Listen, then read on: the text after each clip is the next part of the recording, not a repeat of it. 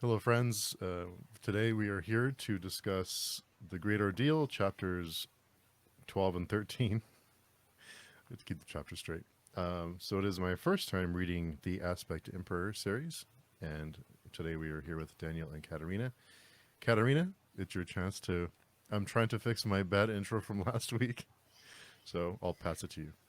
Well, I don't think my record's much better than yours, to be honest. I'm Katerina. This is my first time reading this book.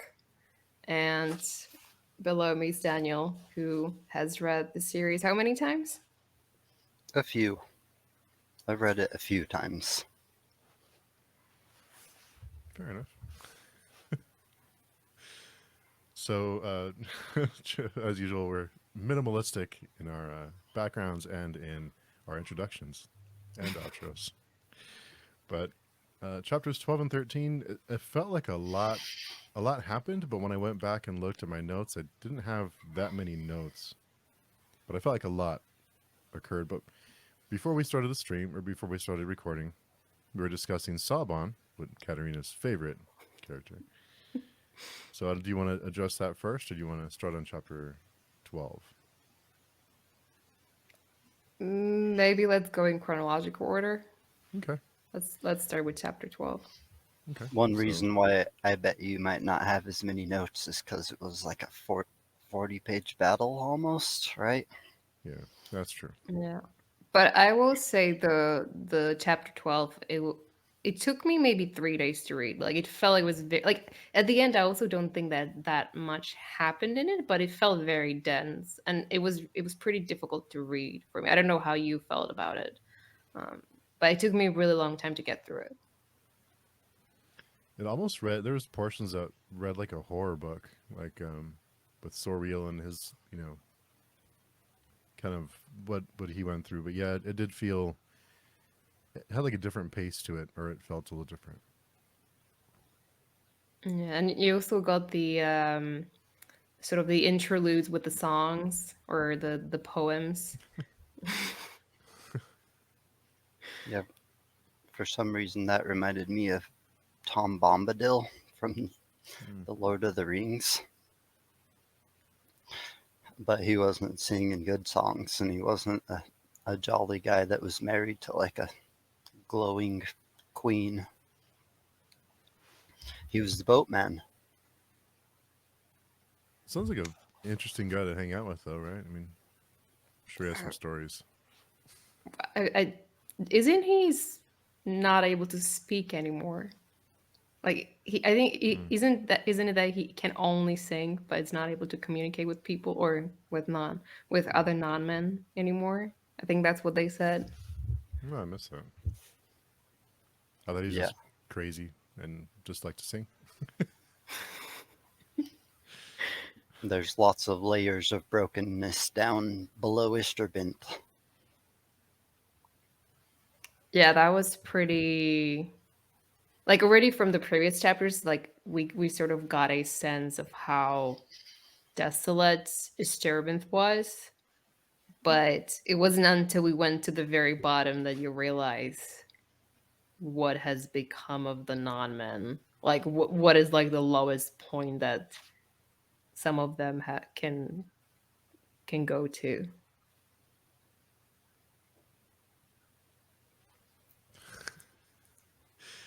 They are really interesting, right? In this whole journey, it's almost like the curtains got pulled back on this huge world that we didn't know existed or didn't really know what to expect. So it's in that sense, it's cool to see so much that we didn't, underneath the surface that we didn't know was there.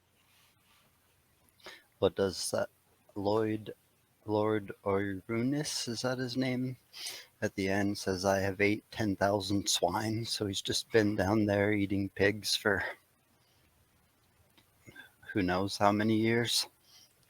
I mean, I was thinking about it. And it's like if you eat a swine every day, that's like 1,000 swines every 3 4 years.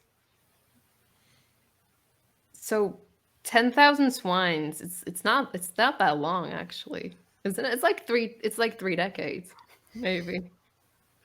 No big deal. I was a little confused on where all the swine came from. That's what the boatman's doing. He's like throwing carcasses just as the boat clicks along the chain. But where is he getting the swine from? Is what I was. Is it like a farm? Like a are they That breeding them or? must be what one of the Umama's jobs. Hmm. It talked about how they used to be like as deep as they went. It used to be like a holy place, but it's just got worse and worse. And now the slaves do other jobs. And I think it even talked about how one day they would like stop worshiping them and just leave once they all went crazy, which was inevitable. It felt pretty crazy. Yeah, it was like just like descending into like madness, like different levels of madness. But the what's his name, or Oirunas, he seemed pretty sane, like considering like the other non-men that we like meet at each level, which are basically like not really. I mean, they're like more like animals than people. Oirunas seemed to have it pretty together. Yeah, he seemed to be not as crazy as the rest, which He does kill his son by accident, but who's who's mistakes were counting? made. Yeah. Who's counting? I think they like alluded to the fact that I don't remember what they called it, but the where they made him live forever like affected the tall differently. So they just had a different level of madness. Yeah. So what exactly are the tall? Like are there just like are there just like giant breed of non-men, or are they even non-men? Do we know anything about them? Will we know anything about them? I was very surprised. There's no one, I don't think no one ever mentioned giants before. They're non-men or non-men related. He killed his kid, and his kid was the last Regular born size. non-men. Hmm. Yeah, it just seemed to come out of nowhere. Like I did not expect there to be a giant non-man at the very bottom of Esterbent. Yeah, all of a sudden Sorrel gets down there and just sees a dead carcass and a shield as big as him. Or I think it said a shield as big as half of the boat and a sword as tall as him. And then he just grabbed his head and yanked on it. This was wild. Yeah, for a second I was really worried that he just snapped Sorwill's head off, and then I was very happy to find out that he just took the Amiel off. Not very The nicely. Sounds like he's pretty scarred up now. Yeah, seems like he might have skinned his face. eh, Which poor Sorwill. he goes through a lot in this chapter, and I was for a minute there. I was wondering if he was never going to be sore because it kind of mentioned something like sore wheel is gone, like it's the person he was. But it seems like he's still around somehow.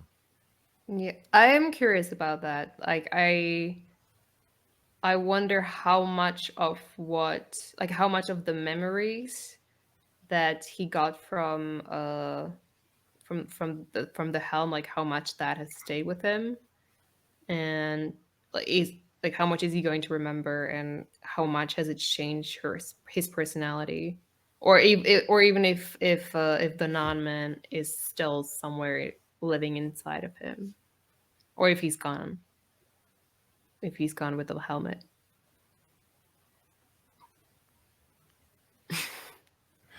And there was something with Surwa. It seems like Surwa. There's a section that talks about her being the greatest witch to ever walk the three seas, and she was the master stroke, the monstrous cargo. Um, Kind of seemed like no one like Sorwheel or Moingus didn't really matter to Kellis at least. It was all about Surwa. That there's something she's for as much as he doesn't. Looking back, I know he wasn't he was like an absentee dad, but he did send her to the to be trained into the schools and everything. So it seems like maybe there's something special about Surwa that she has a role to play and everything. That she's not a disposable kid. She's Well, she is. I would say she's certainly one of his most competent tools. Like like she's very powerful and therefore also very useful for Callus. But I also was curious um, what exactly her mission was because I don't think they really explained it. They talked about that she was supposed to do something in Ishwal, but I wasn't sure if she was supposed to like was she there to destroy it or was she there to seduce the non-man? Um, why did Callus send her there? He clearly sent her there for a reason. But what to exactly that was, I yeah just didn't show really. them his portion. Okay, what does that mean? uh, to she sang and made demonstration of her father's dread portion. Yeah, I'm not really sure either. Well, if he sent her there to destroy not Ishterabinth, if he sent her there to destroy Ishterabinth, then it's. I mean, Sorwheel kind of did most of the job, or the giant non-man did, but it's I mean I do understand that they sent like Sorwheel probably was not as important to them, but it seems like they lucked out that he was there. Yeah, We get the little portions with Serway and Kellis, whether it's like a dream or an old memory or a dream of an old memory. And she's like thinking about giving up and says she failed. And he says, well, you haven't really looked yet. And I guess it's debatable whether he knew that the non-men had already sided with the consult or not. And if he did, then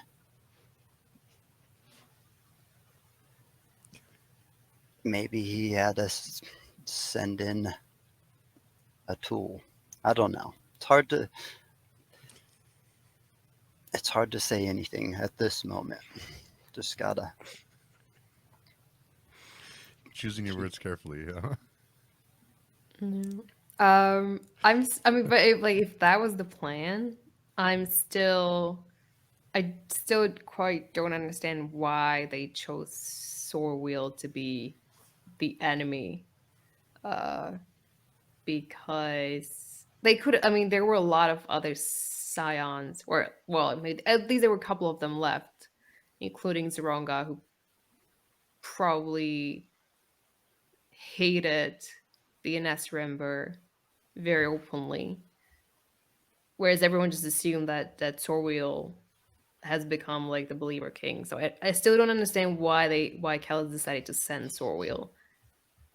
I think they would have had it much easier if they sent someone else, or at least Sura would have had it much easier. Like she wouldn't have had to sleep with Moengus to make Sorwheel start hating her. You're muted.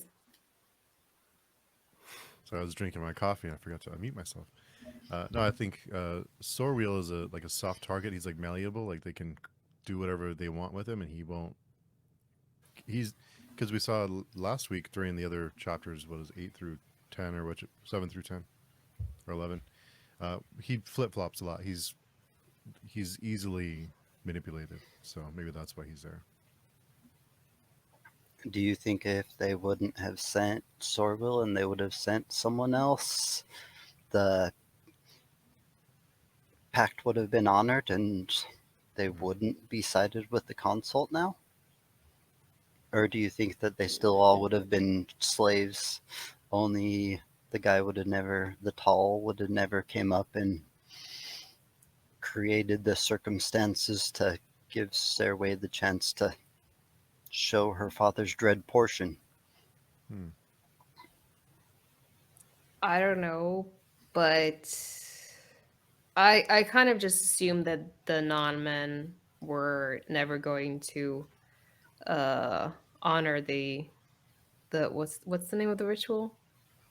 I think it was like the Neom. Yeah, right, the Neom. Yeah, I got the sense that they were never like that. That was their plan all along, to just take the Anasarim children hostage. And Because obviously they've been sided with the consult at least since they invaded Ishul, however long ago that was, probably.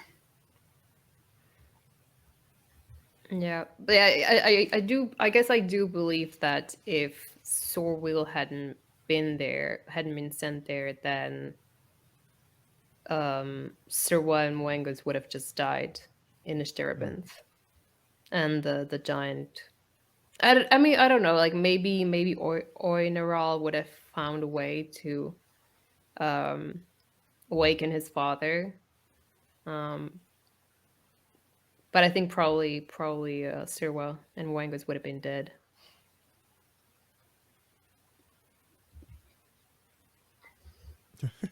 What do you? Which, speaking of Moengus, Oh, do you remember? Do you guys remember the trip into the first non-men under mansion with I mean, the one in Thousand Thought, or Akamian and the Skin Eaters, and okay, that one. how when they got out, they all had changed a little bit. Do you think that's like, to what degree is that going to happen in this underground manor? Is it going to happen? As you were just saying, Moengus like looked at Serway and didn't seem to even recognize her at the very end. Seems like everyone's losing their minds somehow, doesn't it? Like whether it's in the mansion or whether it's eating The shrank. meat. Yeah, the GMO approved meat. We'll get to that, but yeah, it seems like everyone's losing their minds. Like everyone's losing something. Like everyone's changing, and not in a good way. Yeah, I do believe that they have changed. Even Sirwa, who is part Dunane, seem to have been affected what she'd gone through.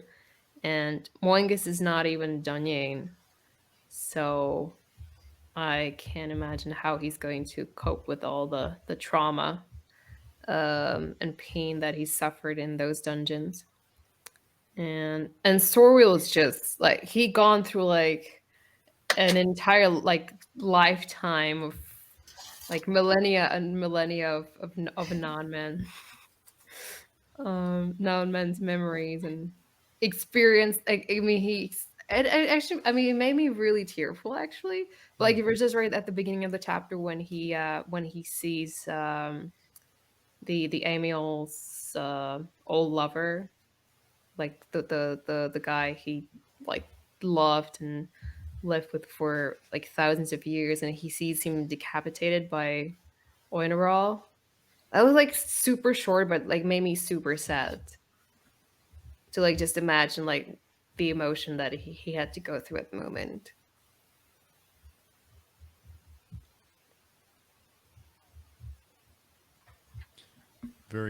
very bleak. Looking back on this chapter, you're right, Katerina. It is a dense chapter. Lots of things, and like you mentioned too, a lot of things happen in a short period of time. It's not really emphasized; it just happens, and then we move on because there's so much going on.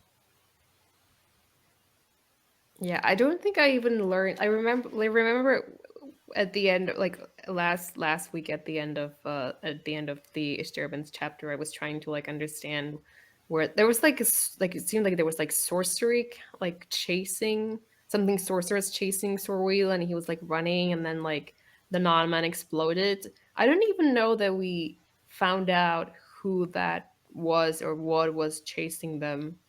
Um, so there were a lot of things, like a lot of like things that seem pretty important, but we just glanced over. Or the non-men falling and Sorville asking if they're committing suicide and him saying no, that's not something we ever do. Right. And Yeah, then that too. Yeah. not knowing exactly what was causing them to fall off the ledge.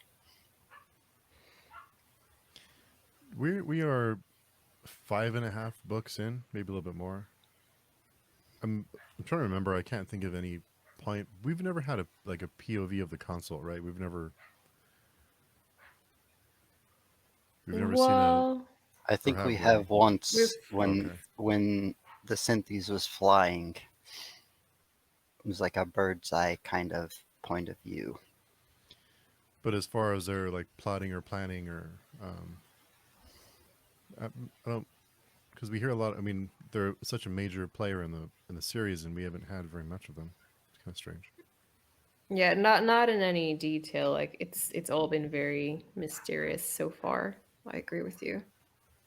Um, but yeah, I think we've seen the world through the eyes of the. Is it Orang? I think it's Orang. We did get his POV a few times. Hmm. An Right. alien point of view. And we got to see him at the end of these chapters. Yeah, that's also was something that, well, we're gonna talk about it later, but it's just what another thing that sort of like just happened was like one paragraph, and then you forget about it because so much else is going on. I really like the scene where the tall finally shows up and I think just like strikes his sword against the mountain and sparks Ninsiljaris, the new king under the mountain, because he's got all the oil all over him. He just like lights on On fire fire. instantly. I shouldn't Should laugh, but it was kind of funny. It was Pretty good. funny. Yeah, It's his love for the oil. yeah, that was pretty funny. Um, so do you think that Yatware had any role in this, or has she completely abandoned Sorwheel at this point, and this has just been his doing? I think not don't store wheel just yet. I don't think they give up on him that easy. I think it's gone. He's gone too far for them to give up on him. Yeah, there was one thing at the end where like Sir was she's bound to the ground, and there's this quarry flying towards her, and then just before it hits her the floor drops and it misses her, and I felt like that was maybe too much of a coincidence, but I don't know. uh, There's also like it might have been two more or one more like reference to the stork. It just described Oh yeah, a white bird with orange beak. Didn't say stork, but I think it said what? I think it said it represented life or something like that, like hope or life or something. Yeah, they did mention the stork. fertility, yeah, or Hmm. yeah, yeah, I think that's where, isn't it where when they're sort of hanging on one of like the ropes or chains, and Sorrel sort of lets go, but then the stork shows up and somehow he miraculously he manages to land on the hull. I think that's where the stork. That's where I remember the stork showed up. Seemed like a wild boat ride, and they were only in the water for a second. I got really confused. Like, was there any water or not? That's what I was wondering because I kind of in my mind I thought of it like as a river with like banks but then it seems like they're on the ground and that he's the boatman, but are they on a boat or because it seems like they're not on a boat because there's so much Yeah, happening. I also thought that was a river, but then they were like going, like they were sort of descending down into the abyss. But then there was a river again, and some water. So what was I? Yeah, I had like a pretty hard time imagining how exactly the space looked like. I'm not gonna lie. I can send you a really rough picture of what I seen of the boat. Someone posted a picture of the boat the other day, and throughout the chapter, you keep hearing like the clack, clack, clack. What do you guys think that is? Well, I thought it was the chain that the boat was tied to. That was. I mean, I assume there's some mechanism that gradually lowers it towards the bottom. So I assume that what it was. That's So what I it's thought too, like a big chain. so it's like a boat on a chain, right? But at the end, they like veer off of the chain, and it talks about Sorwell like looking down and seeing. Forgot exactly what he's seen. It was water, but in the water's reflection, he's seen like the abyss. He called it, what did it? Oblivion, reaching ever outward or something. So I think like at the end, the boat comes off of the chain, and they're like wading through a the still waters at the bottom of the cave, and then it beaches, and that's when Sorgil grabs Oineral's arm and like stops him so he doesn't like fall forward. Then they get off, and there's like a white sand beach. Yeah, that whole thing was really confusing. It's horror. It's Yeah. horror adjacent for sure. Hmm. Yeah, it felt quite disorienting. And then you have like all these statues surrounding them, and then sort of just they change, and it's like they're all like looking towards them, and Sorrel you falls Sorrel falls asleep, and there's a bunch of little baby statues Yeah, like all marching up to him.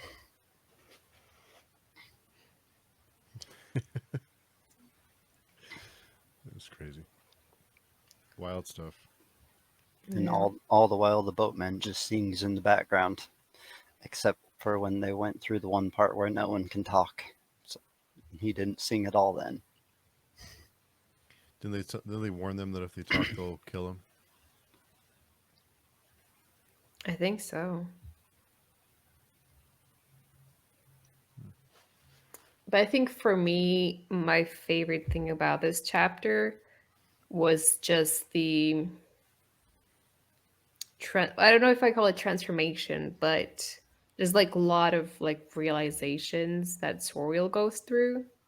Um, the way that he sort of embraces, well, maybe embrace is not the right word, but like he's sort of forced to look at himself through the eyes of the Amiel, and kind of like realize how pathetic his life is and insignificant compared to like the non-man's life, and just like not in the entire non-man civilization.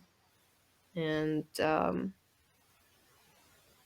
like when you ask like before if I think if we think that they will have been changed by the experience, I think that seemed pretty life changing. like to suddenly see yourself through the eyes of someone else, and someone who is so different and has such a different perspective on life than you, or than a like a 17-year-old kid has. Yeah, how insignificant the death of his dad is, because he's like a spark in a bonfire. Just insignificant. Yeah, I think there's like one part where he's comparing the loss of his father to the loss, or the rage that the non-man felt or feels, and it's just incomparable. Like the emotion is so big that he cannot really even encompass it and comprehend it. Mhm. One's a rock and one's a mountain. Yeah. So I really enjoy that, the perspective that he gets, um, and that he also, and it ties into like how he sort of comes to understand that Yatwer probably is not all seeing, and that Kellis is actually probably trying to save them, although that's still uncertain. Depends on who you ask. But it did feel like Sorwheel was losing his identity. Like he wasn't Sorwheel anymore. They kept, he's referred to the son of Horwheel instead of Sorwheel. So he's kind of trying to kind of battling with his identity and his control of his own mind, his soul. Yeah, but yeah. But then at the end of the chapter, when Sir was looking at him, um, it's like she sees him after like a long time, and she looks at him and she says that he was real. I And I think was she wondering, called him like a hero or something like that. yeah, I think so. Yeah, I think you're right. And right before that, she had like the moment where she like screamed, but she didn't do it as a dunyan, as a trick. It was like a real scream. And kind of like the moment Kellis broke on the circumfix. Maybe broke. Yeah, I felt it's that's a good comparison. And then she looks up and calls Sorwell a hero, right? So is she broken? Or is Sorwell more than he was, I guess? Or is it a little bit of both? And I guess Moingus is less than he was. It seems like significantly less than he was. Yeah, when she looks at Mwangas and the way she describes how like she's surprised to feel something, that was very reminiscent of how Kellis was surprised that he was like he was crying about Sirwa dying, or not Sirwa, Sirway dying on the circumfix. But I don't know what it means for Sirwa, and I don't know what it means for Sorwell. The circumfix has been mentioned a few times it seems to be mentioned a lot more because when it happened it was a big event, but it seems like it's been brought up again and again. So It's scripture now. It talked about how Serway knew, like a secret hardly anyone knew, that they painted the walls black to accent Kellis's haloed hands.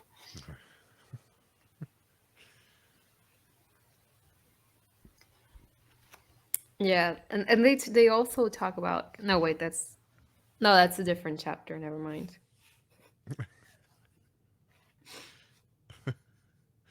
We'll, we'll I talk guess about it in wild, a minute. yeah, wild chapter though. I guess we're about there. Yeah, probably. Okay.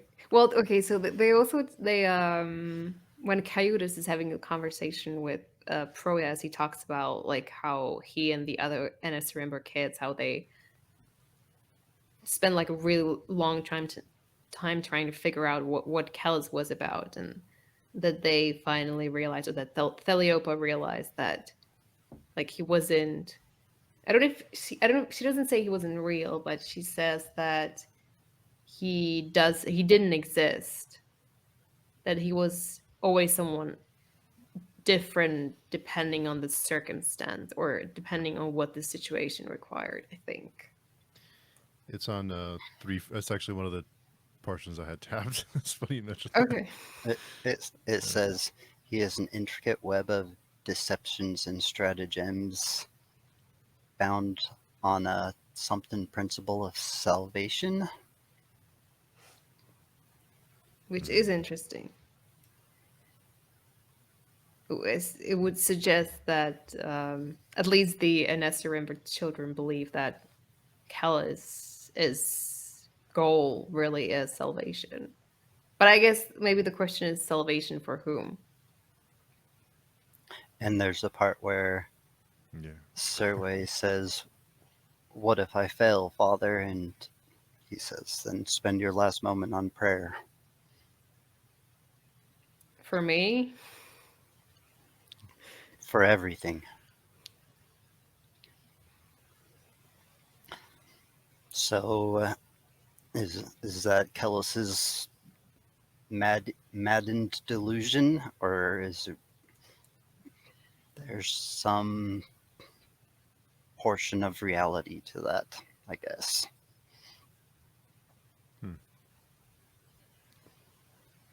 portion of reality to what? That if His Serba fails, then we're screwed, kind of, right? Yeah, to the same thing, to Kellis believing that he is trying to achieve salvation for everyone, no matter what he has to do to get it.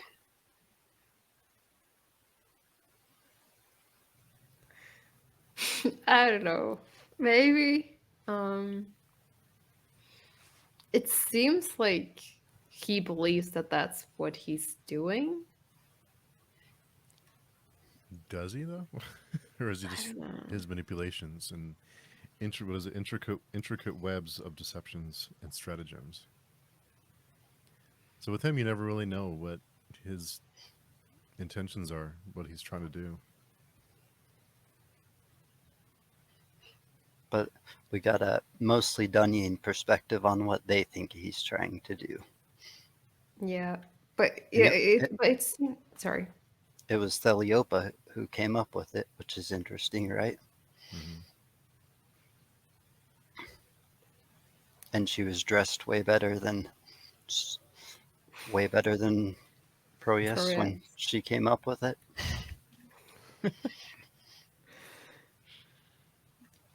Yeah, it was interesting to read that perspective on Kellis because I don't know, the way they talked about him, it seemed like he wasn't. It felt like he wasn't a real person. Like he wasn't a person with a goal. It seemed he was like, I don't know, like I guess. Well, he talks about himself as a place. So I don't know. The sense I got from it is that he's like like maybe he's like too entangled in what in like the grand, like in the thousandfold thought, I guess, that he's not like his own person anymore. Like that everything he is sort of subjugated to that one purpose. I don't know. This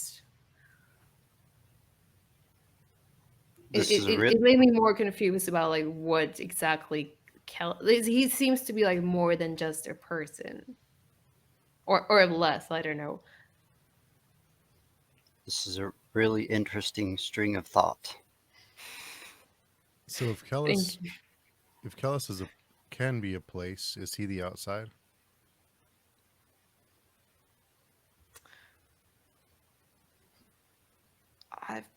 don't. I mean, isn't his goal what he wants is salvation? Wouldn't his goal be? Isn't his goal kind of to destroy the outside? I- I'm just throwing things out there. To Yeah. close the granary and let the fields grow wild. Not let Yeah. any demons feast on souls anymore. Maybe he doesn't intend to live. That would go along with your theory that everyone dies. Yeah, that's true. Yeah. I don't know. I feel like what I'm getting is like he's kind of like he's maybe like more approaching. It's like he's approaching godhood. Maybe it's like he exists over. Like he's not just a person. Like it's like he exists over. Like he almost exists like over time and over place. So it does seem reminiscent of like the way that the gods are described as well. Mhm. And he's been to the outside and he's talked to the other demons and seemed like he did okay there. So I guess if I don't know if he decided to move to the outside, maybe they would accept him. He would be like the 101st god. They they offered him some baby once, I think, when he was there. The spoiler I accidentally gave last week, it mentioned it finally. Did you guys notice that? No. Which one are you talking about? It's a part where Saban is looking at Kellis and it says the decapitant's heads are swinging on his hips, black mouths working. Oh. But I thought we'd seen the heads before, the demon Yeah, head. and it it has referenced the things on his, like the head swinging on his hips a couple times. But you looked it up last week and you said that the word decapitant wasn't in there yet. No, I don't think so. Yeah, no, no, no. Yeah, it was right. It was the chapter 13 where it appeared for the first time in this book. Hmm. I don't know if he'd referred to them as decapitants before. I really feel like it had once, but just like alluded to it, like he likes to do, like an offhanded reference here and there until Yeah. I mean, it makes sense. I mean, they're decapitated heads. So I just didn't put the two and two together.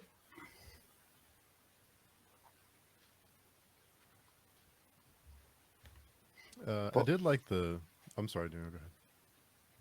no, you go ahead. So I did like the arc fall. How arc fall changed everything and the the effect it had on the world. Like it seemed like a because we hear about it, but now we get more details on how destructive it was and what it did to the planet, and it seems like a dinosaur level extinction event. And I hadn't really thought of it that way until now. Yeah. Also, Gujara Simoy was kind of a dick. Like the Viri mention gets bombed essentially, and he's like, "I'm not gonna help you guys, even if you're starving, because my honor is more important or whatever." It's not that's not very nice behavior for the greatest non-man king to have ever lived. They don't seem very compassionate.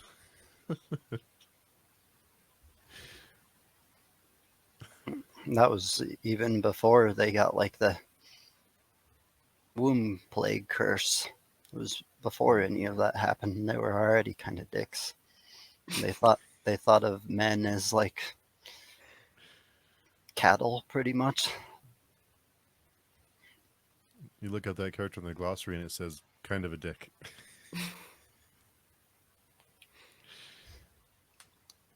Yeah, But it yeah, seems like the non-men have a I did enjoy the little bits of information we got about the Veery mention and the fact that they didn't have any slaves. They actually like did their own, like grew their own stuff and like worked the fields and whatnot. It's kind of interesting. I mean, it feels like a shame that that's the mention that got annihilated by the Ark. That was in the days when the non-men warred with each other, right? I think there was 12 non-men mansions, maybe something like that. 12 holes in mountains scattered all around. Yeah, I did not read the glossary at the end of the Thousands Full Thought very carefully, so my history of the non-men is very patchy, unfortunately. That's all in that first chapter of the history of Irwa. That's Hmm. a lot about the non-men beginnings. And I guess since we're this far, you could probably read the first little bit now without feeling scared. Yeah, I guess. There were some parts in the Ishdirbans chapter as well where he was referring to like the other like men chains and non-men. Um, I got a little bit lost because I was not really picking up on all the references. So I suppose it might be useful to get some study up on the history a little bit.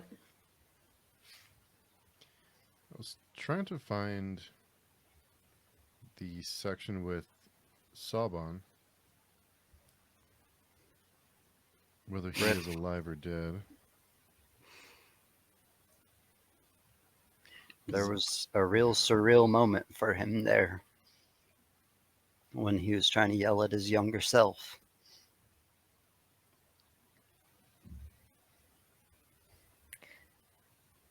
I I don't know how I felt about that. Like on one hand, I was happy to see that there was a payoff to what happened, to what he saw in the Warrior Prophet. But I'm also not very. I didn't really make much sense of why it happened in the first place. Like, how did he end up at Mangetta? Like, does it have something to do with the Topoi? Like, are they somehow connected? Um, or like, what is it about his death that he got to see himself in the past, well, or the future at Mangetta? Was that the first death that we got a first person view of? Hmm. Mm, I, well, I mean, Comfis gets his head chopped off by Sabon, and I think that's that. I mean, that's definitely written from his POV, from Comfis's POV. But you don't get to see what happened to what happened to Comfis after he died. That's for sure. Hmm. Well, who knows, I guess. I didn't really expect to get an answer out of you, but It, yeah, I was just like, okay, but like, why? Why him? you can definitely assume that Dagliash is a topoi, though, right? I guess it And is now. and who knows what connects them. I think it's kind of, it talked about how at first they like used it as like a cover so they could attack Minurokis, and then afterwards they like used it to defend the second time they went there. So the first time it was used in like deception, and the second time it was used for righteousness. But there's been lots of use of it. I even think it talked about how they used to call it the lilac because its walls were always painted in red, like Hmm. in crimson. So lots of blood has been shed.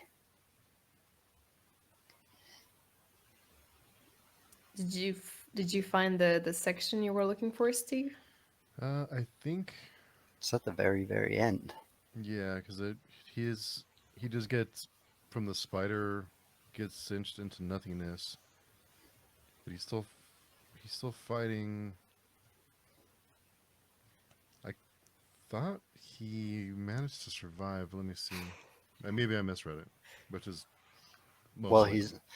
he's looking. Why don't you tell me what you thought of the battle, Katerina? Did you get a good perspective of maybe what the landscape was like or the battle at all? Well, I well, okay. I have to confess, I probably should have looked at the map, but I didn't. So I was I had a general sense of like what was going on. I was a little bit confused like where everyone was. Um but I guess the thing I enjoyed about the battle is that we had like several groups that we were following, and I'm not like the biggest fan of the bird's eye perspective. Like I probably enjoy more when it's like written from like a like more like like a tight perspective, like from like someone like the actual person's like on the battlefield. So I like that we get to follow like Saban and Proyas and the mandate schoolmen, and then we kind of switch between like those like three or four characters. Um, so it was one of the more enjoyable battles in the series, for me at least. I think he maybe did. I thought he survived. I thought he was still alive. I'm sorry. I totally misread it.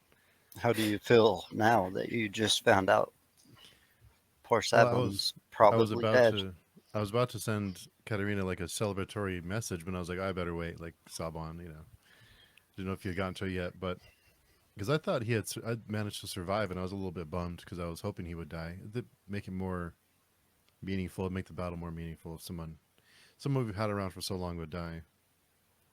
But I think, yeah, I just misread that.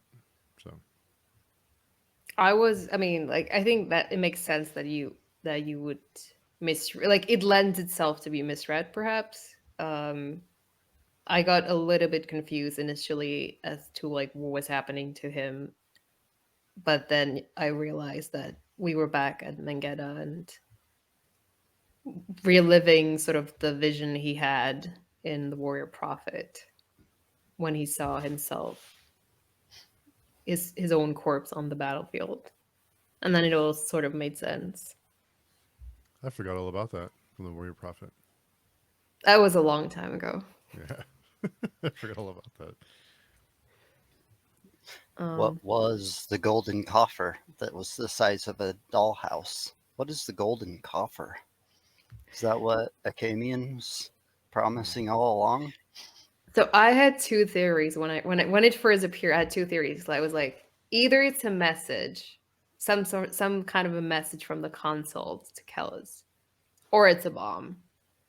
Oh, And then then it when it didn't blow up immediately, I was like, well, I guess it's not a bomb. But then it did blow up, so it was like, okay, it was a bomb. Um, And maybe a but message. There was definitely writing on it. that's true. There was something written on it. Although maybe it was just a countdown. Um, Also, I was surprised that Kellis was able to read uh, inquiry scripts, but apparently he can't. Um, it it was surprising. I did not expect that to happen. And I guess my question now is why, like, if all the whole time the council had the ability to like nuke them, why didn't they just do it at the very beginning of the Great Ordeal?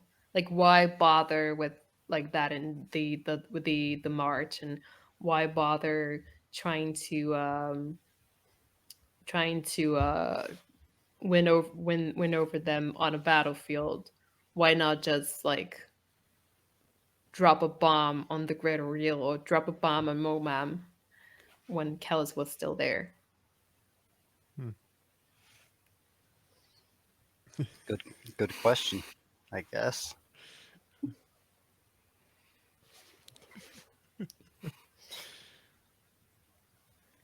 Um, so this there was one line that kind of stuck out to me on 357 at the bottom.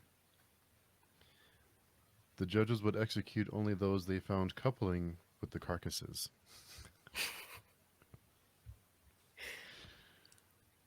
Yeah, I admit there were a couple of moments in that chapter where I wasn't sure if he was referring to the men or if he was referring to the string. I think that was on purpose.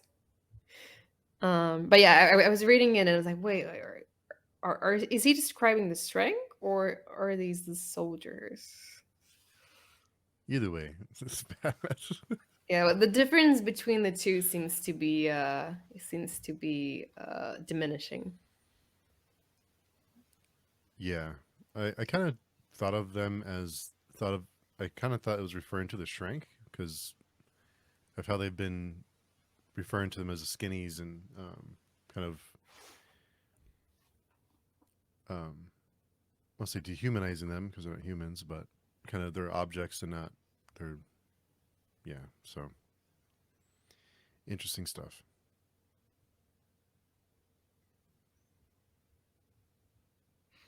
Yeah, it's pretty dark, and I think that might kind of allude to what the meat is making them. It reminds me of a quote. I don't remember. It's from some philosopher, maybe Nietzsche, where he says, "Be careful how long you stare into the abyss, like lest you become the abyss yourself."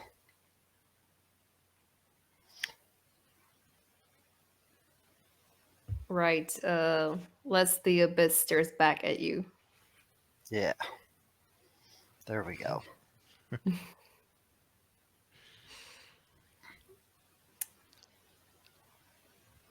But yeah, I did get the sense that the men were becoming more string like.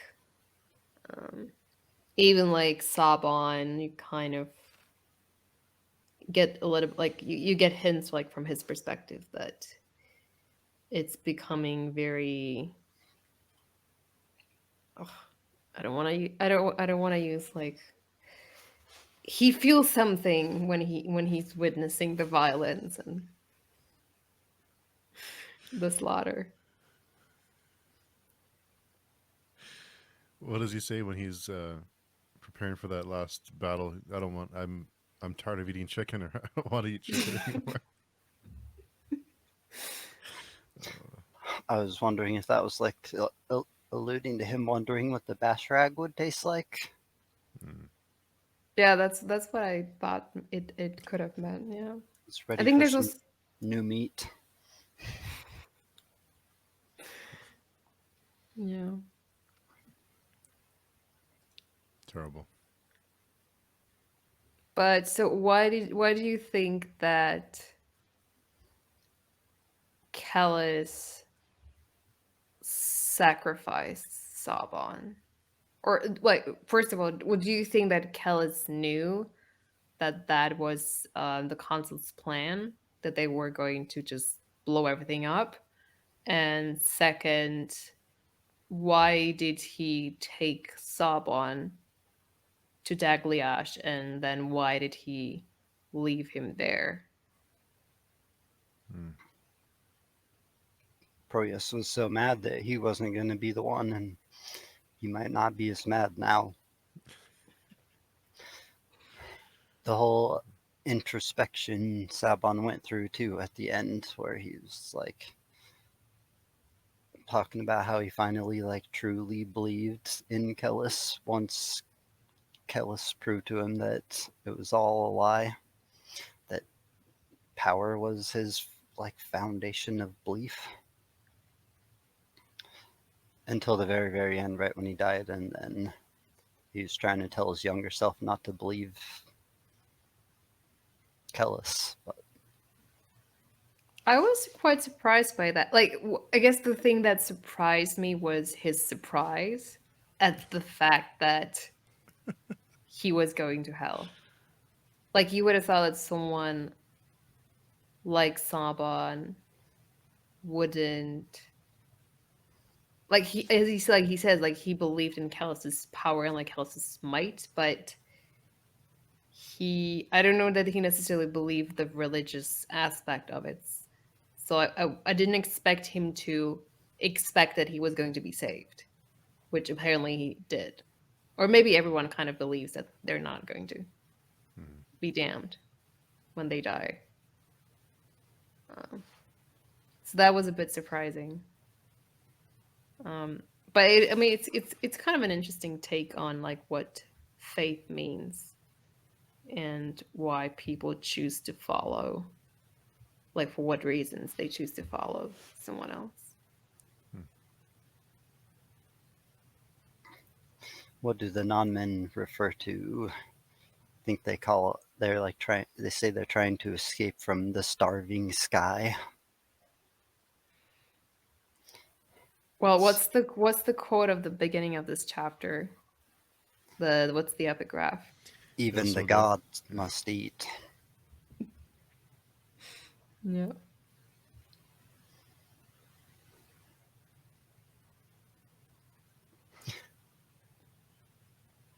So are any of the gods good? It also seemed like there was a moment when, I forgot who it was that was fighting, but they like decided that maybe if they fought valiantly enough, Gilgael could save their soul at the very end. If they did something awesome enough for the god of war could save them. The Gilgael has been suspiciously absent for most of this series, I feel like. Like there are a Hmm. lot of people invoking Gilgael, but he's not really showed up if unless you're counting the Kelmomis's prophecy. Hmm. He's been pretty absent. Yetwer's really the only overly active god. Yeah. Yeah. Maybe a Jokely, but I'm still on the fence about that. Hmm. In the fence and a Jokely. A Jokely. On the fence of whether he's actually involved in what's going on in Momam and whether he's Hmm. chasing Kilmomas or not.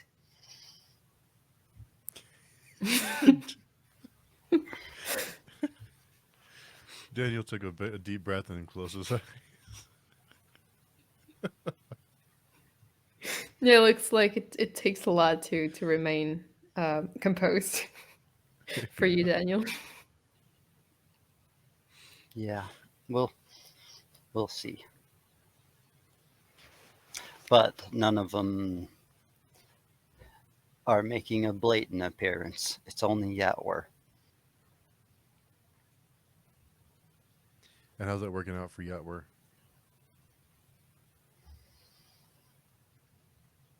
They killed Maithanet. That's Yeah, but Sorbiel is. I mean, Doesn't sound like it's really going according to plan.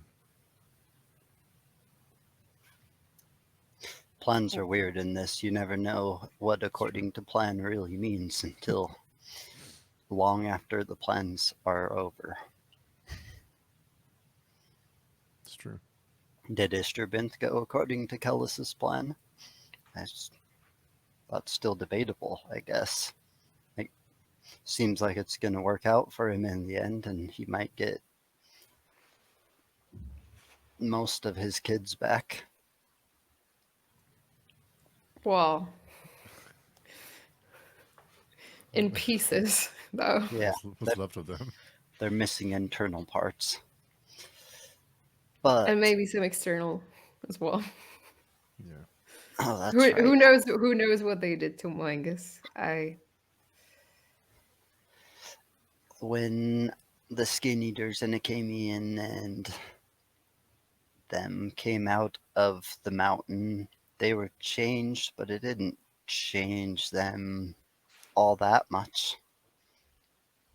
Irrevocably changed, but really only Sarl was the crazed one. So we'll see how much this mountain changes these little kids. Because that's what they all are. They're all little kids, right? Well, some of them are part Dunyan, but yes, I would agree. They're very young. And the skin eaters didn't have to suffer weeks or maybe months of like physical and psychological torture. They did got chased by hell, but I don't know what's worse. It's kind of hard to tell. They just saw all the Imwama slave barracks and all the dead bones of the old dead slaves. They didn't see the living, none of the living things. But it felt darker. It felt darker for Sorwell. I would have probably rather been with the Skin Eaters than going down in the boat. Yeah, it's hard to tell. I mean, if as you know, like if you know how it ends, then I guess, well, I don't know. At least Sorwell like sort of has his sanity and all his limbs. Um, most of the skin eaters didn't make it, as far as I remember. But The Kamian and Mimara seem to only have lost a little piece of themselves in there. Mamara seems a little yeah, different. Yeah. but also developed a probably lifelong addiction to non-men ash. Will the Great Ordeal be addicted to shrink meat? Plenty of shrank, I guess, to eat. They seem very, very eager to kill um, and do other stuff to the shrine. So I would say kind of. I would say not, maybe not just eat their enemy. Yeah. It's bad news. Yeah, the non-men query seems much more pure. Eating the shrink meat seems like all the negative aspects of the query and very little of the positive aspects. Except they're not hungry anymore. And I think that was important to them at the end when they were all starving and they killed their slaves and they're just wondering what they're eating next.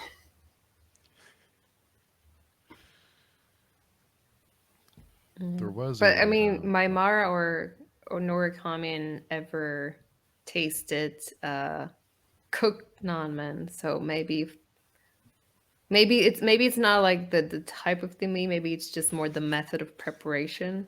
I don't know. it's all of the preparation, seasoning. It's This like some fish are poisonous unless you like cook them the right way. Better be really good fish. There was a quote on 361 from I think the section's from Proyas, but the reminder that nothing blinds a man to the future more than the outrage at what is past, the realization that he had become one of those requiring such reminders. It's a nice quote. Proyas has a lot to process. Yeah, he's been through a lot. Yeah. Earlier we were talking about why Saban was the one to go. Did doesn't sound did Callus do certain things to Proyas so he wouldn't go, so he would survive? I don't know. Kellis has the final say. He can just tell him he's not going, and he's not going. But who knows why he did all of the things he did to him, all of the transgressions.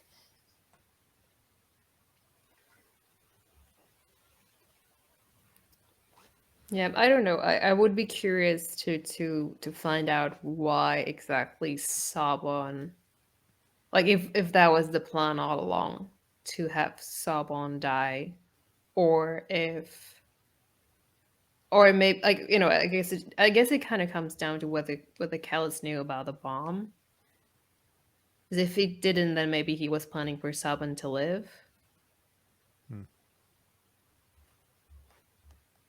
And they do talk about the fact that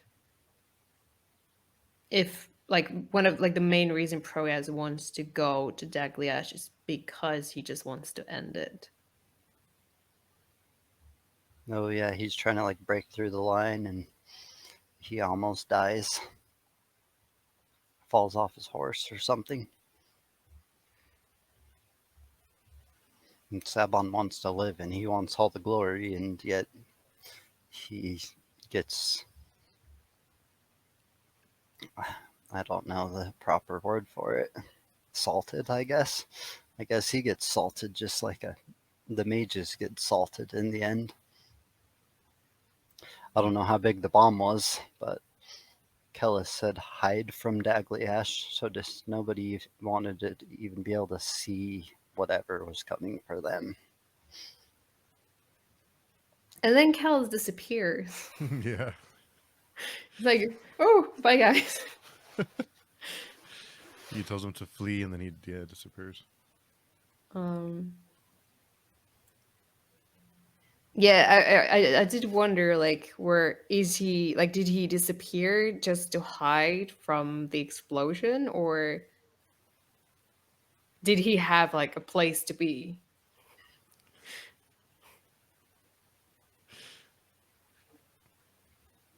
I don't know. So I figured like maybe if there was a message from the council, maybe they like wanted to meet with him. Like maybe he actually went somewhere, but I don't know. Maybe he also just wanted to be away when that thing blows up, which is understandable. Look at the time. I have to go. Bye.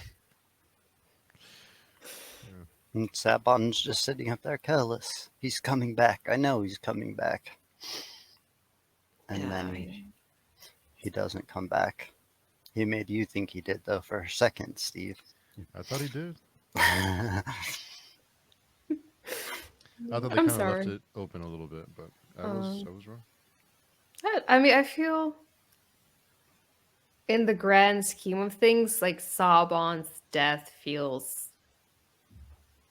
like waste. Hmm. Like, I mean, there's no reason. Like, he didn't do anything at Dagliash. I think that would justify him dying there. Like he kind of died for nothing. Are you not happy he's dead? I mean, It was a bittersweet. it was. I felt a little bad for him, I guess. Um, I Sabon was don't. growing on you. Maybe a little. But he did mess it up towards the end again. I don't know. He's just like someone who's like so obsessed with like glory and just always being like the most powerful and most like competent. I don't know. I don't. It's just not so. Not someone that I would really like. I wouldn't really enjoy his company, I think. He gets to be remembered forever as the most powerful, competent man to die in Dagliash now. Yeah, it's. I still think it's a pretty dumb death. Like, couldn't have Kellis just like, like I'm sure that Kellis could have like transported at least one person away from Dagliash. Like maybe not the entire legion or like how many people were there, but at least like a couple of people. Is it because Callus knew he would be damned? That Sabon would be damned, and that's why he left him? Or that's why he sent him? He wanted someone to go hang out with Serway. I don't know if that's how it works. I don't know, but maybe someone was not useful anymore. Maybe Proyas, maybe Callus thought that Proyas needed to be left on his own, like left to his own devices. Sabon's a lesson. Possibly. I don't know. You would make Proeas feel better? Or, well, it seemed like they were kind of bonding a little bit. I mean, Now Yeah. Proyas is like truly alone. yeah. Yeah. And I mean, Kellis says when he sees the coffer for the first time, he says something uh, like Oh shit. Sabon asks Sabon asks him what it means or what it says, and he says that it means that not everyone can be saved. And I didn't know if he was at the time. I didn't know if he was referring to like the battle, or like to the people who were at Dagliash, or he was like speaking more broadly, like if he was talking about like salvation in general, and the fact that he would have to sacrifice some people in order to stop the consult and prevent damnation. In this in this book, physics and metaphysics get obscured a lot. It's hard to tell which is which at times. Yeah, and he also says that that is a good thing that not everyone can be saved, which I don't know. Like, I also don't know what that means or what he's referring to. Because he can only take so many people with him? Well, he didn't take anyone. Oh, I mean, that's his end goal. There's only room for so many. And Sabon was damned, so But then, I mean, that's dangerously close to what the console is trying to do. But Maybe like they're he's all maybe he's saying he doesn't want to go to heaven with the consult. Doesn't want the synthes flying around up there.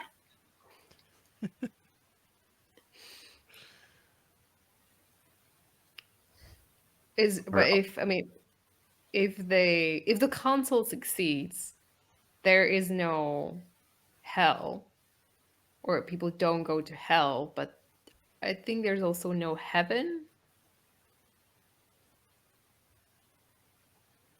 There's Callus. There's been very little talk about heaven, That is and true. and it Yeah. seems like it just might be a place where gods eat too, because gods must eat. No, I Hmm. have we well. Have you seen the TV show, the sitcom, The Good Place? No, is it good? A little. Yeah. Okay, I'm not gonna. Well, it reminds me of that show a little bit, but I'm not gonna spoil it then for anyone else either. Like if they have not seen it, but there is a twist of sorts that would be funny if something similar happened also in this book. We'll have to talk about it after we stop recording because You're I'll never saying watch it. So. this series could end with a big laugh? More of a maybe incredulous laugh.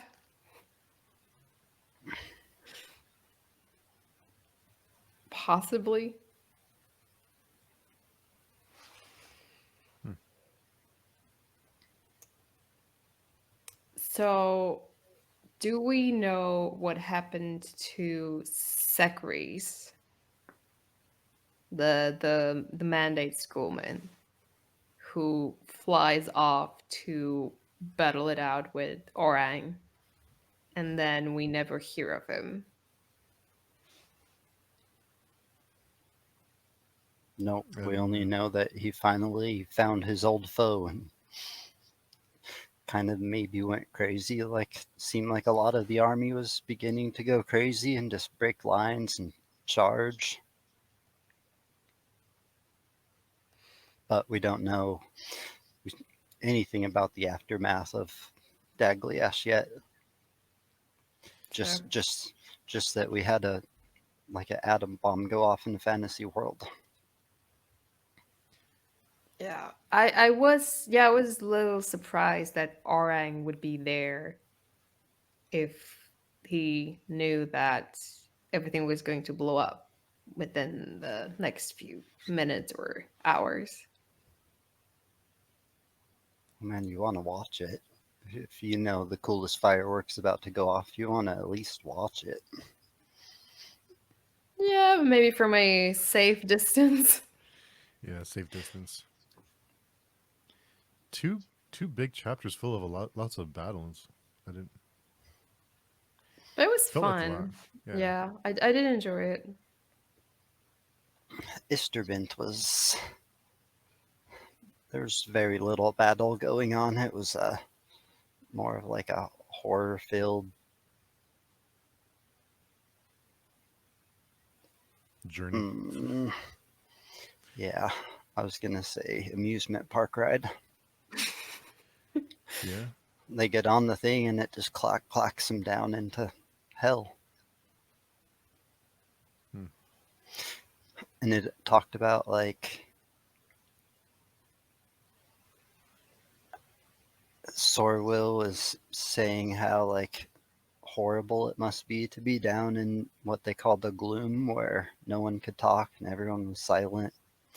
And he told them that even the gloom is a blessed interval between what awaits. So like damnation is so bad that even these ghouls like got it easy compared to what it's gonna be like for them as soon as they're dead. Even the tall down there eating swine in complete darkness, like that's a good fate for them. And it like alluded to the fact that they were kind of like hiding from there, trying to hide from the starving sky and the silence of as close to the outside as they could get. Hmm.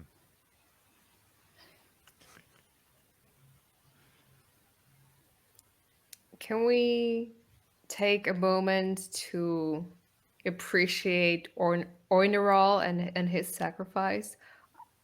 I felt like it was like one of the few like nice people that we've met in the entire series. Like someone was actually trying to do like the good thing, the right thing, and then he just ends up dying this stupid death. Seems like when most people try and do the right thing or like the honorable thing in this series, they die terribly. Something happens to them. Yeah. I think it's interesting you're calling the non-men nice. Like he didn't kill tons of people before or have a bunch of slaves or I thought he was like a teacher. I thought he was not a warrior. And that's why every other non-man just mocked him. yeah, I think that might have been true, but I can't imagine he didn't kill anyone in thousands of years. Okay, fair enough. But you know, like just compared to all the other non-men that Storwheel encounters in his Terrapins, he was like trying to do like he was like one of the few who actually saw what was happening to them, and but unite or allying themselves with like the creatures that killed all their wives and daughters might not be like a good idea. Maybe he went to heaven or to a less bad hell. Maybe he's just with Sabon and Serway, where the other non-men, I think, are much deeper in the hell. Yeah. Well, I don't know. It's just like after all the talk, like after all like the whole time when he talked about like how horrible, like what horrible fate awaits the non-men when they die, and like how, to what lengths they go to like prevent their deaths. To then have him die, I felt so much worse because of that. And it seemed like Sorwell realized he knew that he went to die and that he was just supposed to make sure that he told him the message after he raged and killed him and he was grieving. Yeah, that's what seems to have happened. Um, but so is this the end of Experiment? Like, are they all just gone? Because if that's it, then I'm a little bit disappointed. I was like looking forward to, you know, exploring Experiment and like living with the non-men and learning from them, and it all went down in flames pretty quickly. I don't know. I'd like to think there's more to explore there, but I guess just like Dagliash, we don't quite know what happens afterwards. Here we only know that Serway started seeing her father's dread portion. Who knows what that'll do to the mountain. And that some guy came up from the furthest bowels and raged out on the king and lit him on fire. that was pretty funny.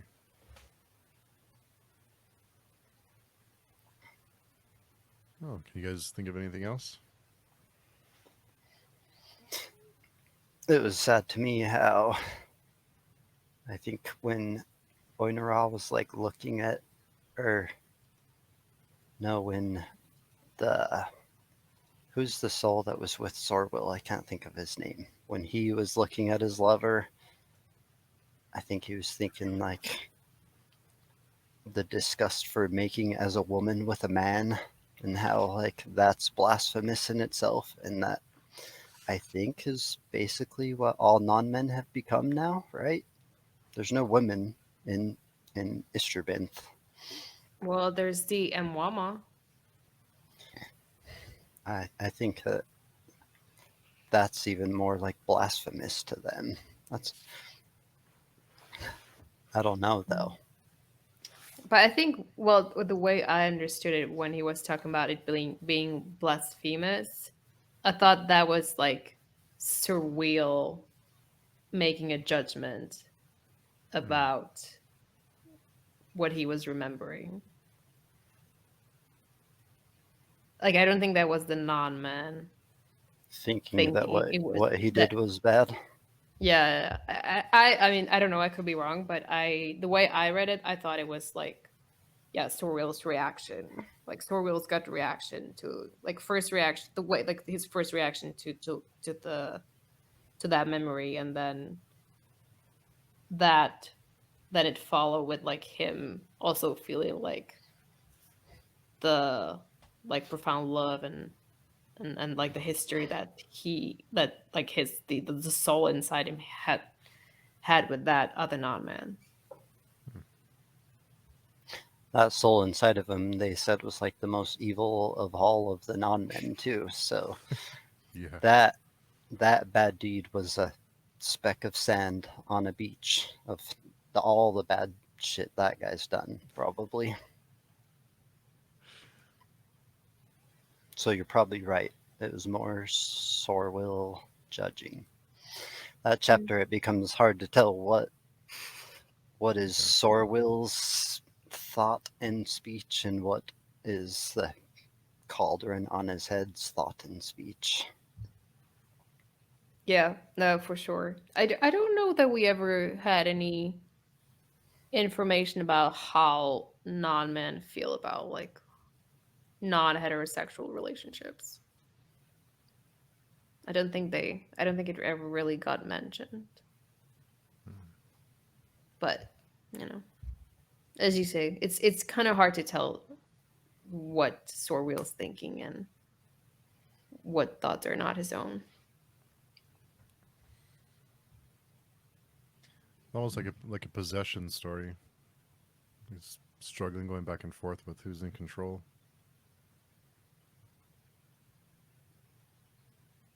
And now we'll see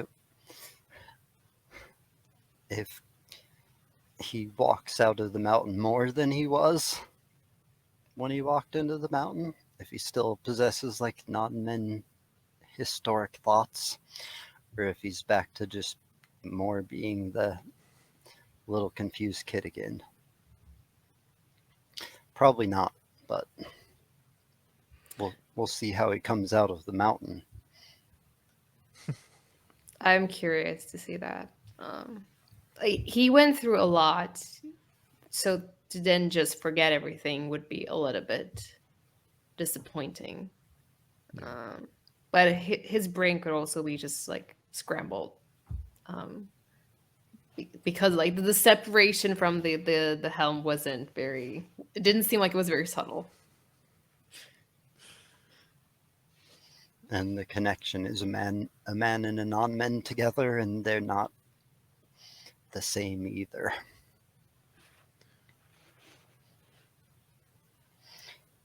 Hmm. The ghouls didn't deal with thousands of years very well. And it seems like Sorwell kind of had thousands of years of thoughts in his head abruptly. I think he can't come out the same, right? It's be changed somehow after that experience. But it's Sorwell, so who knows?